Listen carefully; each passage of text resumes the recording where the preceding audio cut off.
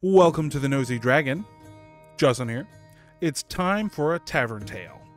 This Tavern Tail is all about when to let go. Before jumping into the moral of the story, we're going to talk about how we got there. So, to set the scene, we are playing Dungeons & Dragons 5th edition, which I'm sure you expected. But there's a twist. We are playing Dungeons & Dragons Wild West style. So all the rules are the same, except we're using modern weapons like the revolver, the hunting rifle, the shotgun, and the automatic pistol. The automatic rifle is also available, but I don't know how that works. We're also using dynamite, because you can't have a Western without dynamite. Dynamite, baby! The character in question is an artificer. Wild West artificer. Except rather than being a Western guy, he's English. From England.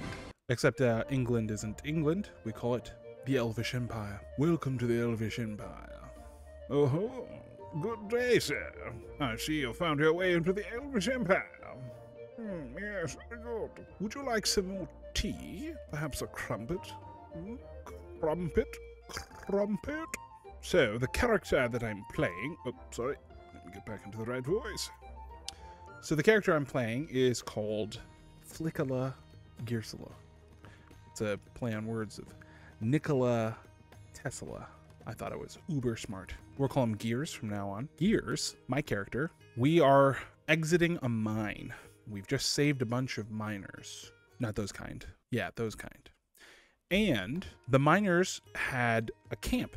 And we broke down the camp, and we packed everything into wagons, and we were going to return all the miners away from the dangerous mine back to the headquarters of the company that we work with in this setting. But the river that we crossed, the water is rushing really high and strong, but I didn't understand that as a player. My understanding as a player was that the water wasn't really a big issue. Because we crossed the river earlier and it wasn't a problem at all, partially because one of my infusions was the Boots of Flying, so I just flew over it. The wizard slash barbarian slash warlock, it's a long story, but we'll get into it another time, used shaped water to slow the flow rate of the water around him and walked through a calm stream. The other character was a ghost, and so he also just floated over the river. I can't remember how the last guy got across. I think I might have carried him. So, going back, we didn't think it was going to be challenging. At least I didn't. So my character, Gears, had earlier created a mechanical draft horse. So I pull my mechanical draft horse out of my horse pocket, aka my bag of holding, and I hook up all the wagons to my mechanical draft horse and I cast Enlarge. And I was thinking, yeah, no problem. My horse is going to be able to simply walk across the river, dragging behind all the wagons and all the miners. We'll just get across the same way we got across the first time. No issue. And the dungeon master goes, haha. So, as you enter the water, the wagons begin to float and start to drift away and break off of your little train behind the horse. And I go, hold on, wait. My guy has a +5 to his intelligence.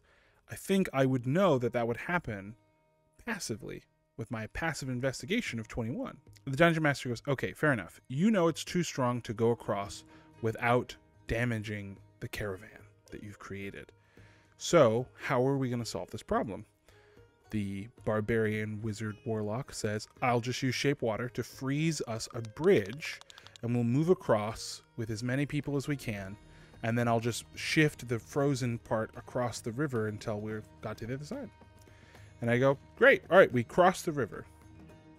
And I was thinking that my strong, enlarged mechanical draft horse would easily be able to pull everyone across because now he's got advantage on his strength checks. So he's going to make this athletics no problem. And the dungeon master says, you do it with disadvantage because it's made of ice. And I go, but Gears is too smart for that. He would have thought of that and done something to circumvent that. The dungeon master says, like what? And I'm like, I don't know. Maybe I fashion spikes to his hooves. And then the dungeon master says, okay, that cancels out the disadvantage. Make me a dexterity saving throw. And I was like, this is a strength thing, right? Because I'm pulling all these wagons. And the dungeon master says, no, it's not a strength thing. It's a dexterity thing because the ice is slippery. And the crampons that you made for your horse, yes, they're called crampons, allow you to circumvent that disadvantage, allowing you to simply make a normal skill check as you go across. And I didn't like that because I'm like, well, then I enlarged the horse for no reason because this is a deck. I thought it was going to be a strength thing. It turns into a big argument. Mostly me being stuck in my vision of Gears was going to save the day with his invention, and his big brain was going to be smart and succeed in getting everyone across the river. Yay! And the dungeon master was saying, this is going to be challenging. I'm challenging you guys. There's no way to get around it. This is an encounter, sort of. And I just wouldn't let go. And I became really pissy. And I was like, no, I mean, come on, like, blah, blah, blah. And I just kept pushing to have my idea succeed. Eventually, I wore down the dungeon master and he goes, okay, fine, roll me a strength athletics check to see if you can get across the ice because your crampons allow you to negate having to do a saving throw against dexterity. And so now it's just the strength of can your horse pull all the wagons. Everyone was exhausted. I felt shitty. The dungeon master obviously felt defeated and annoyed. And like, whatever, I'll do anything and say anything just to get this moving. This is supposed to be a short encounter, not all that exciting, just something, just a challenge to challenge you guys.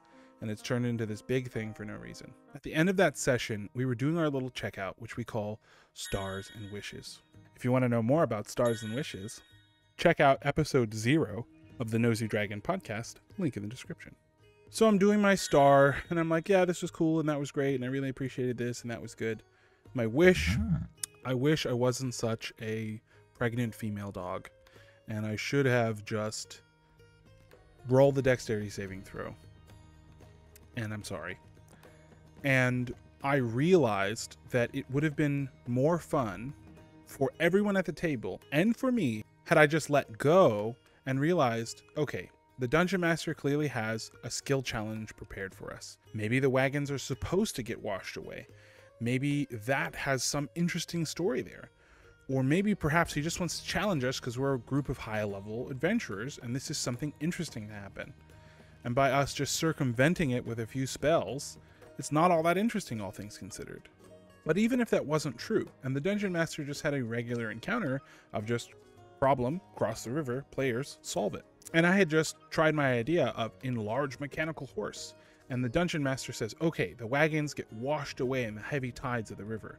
I could have just gone, oh no, and dealt with the problem, rather than being a little pregnant female dog and not going with the story. Because ultimately, that would have been an engaging story of rushing down the banks of the river, trying to save the miners from the sinking wagons in this raging river. Way more exciting than being, as I've stated, an annoying little pregnant female dog, dragging down the fun of everyone at the table and myself, getting agitated and pushing and pushing and pushing for a certain outcome. Just let go of your desired outcome when you can tell that it's being met with resistance. Dungeons & Dragons is a fun game that's best played collaboratively. And if I just let go and said, all right, I'm interested in what the Dungeon Master has prepared for us, I'm going to go that direction, I would have had more fun than pushing for my idea of what my character looks like in the world. And hey, I could have used my +5 intelligence to solve the problem creatively and shown that my character is smart in a different way than I had planned. In summary, sometimes let go of your commitment to your character's narrative and just go with the story. Let your strong, hardened adventurer laugh at funny jokes, cry when he's down, and smile at the sunset.